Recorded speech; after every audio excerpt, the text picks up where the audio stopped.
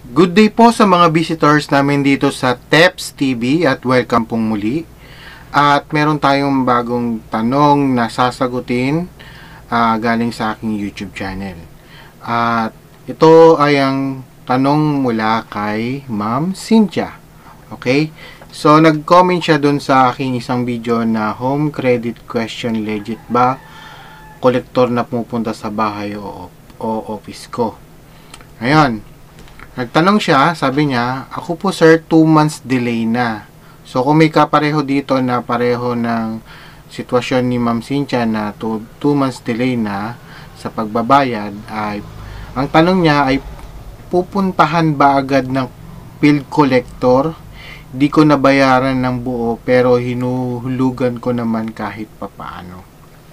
So, sa sitwasyon ni Ma'am Cynthia, kung 2 months na pa lang naman yung delay, ay usually ang matatanggap lang niyan ay tawag at text bilang reminder na magbayad doon sa 2 months na delay.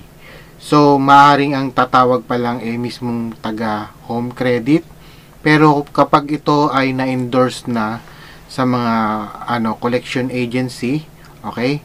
Meron akong nakarang video niyan, panoorin nyo na lang anong mangyari pag na-endorse na dun sa collection agency. So, mangyari is may tatawag na sa'yo, may mangungulit na sa'yo, tatawag ng sa oras kung nasa opisina ka o nasa bahay, at makareceive ka ng text.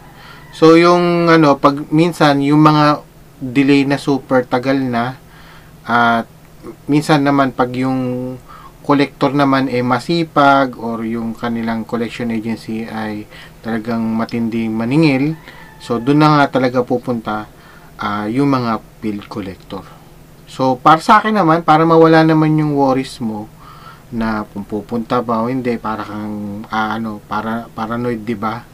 Maigi bayaran mo na. So either kung may tumawag sa iyo o wala pa yung collector, mag-reach out ka na sa home credit. So, mas maigi nga kung hindi pa na-endorse sa third-party collection agency. So, ang gagawin mo ay mag-email ka muna doon sa repayment@homecredit.ph.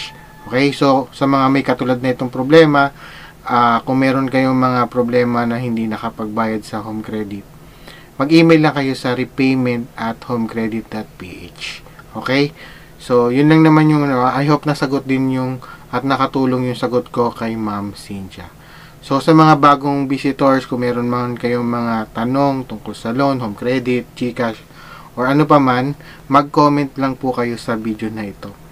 At kung hindi pa kayo napag-subscribe, ay mag-subscribe na po kayo.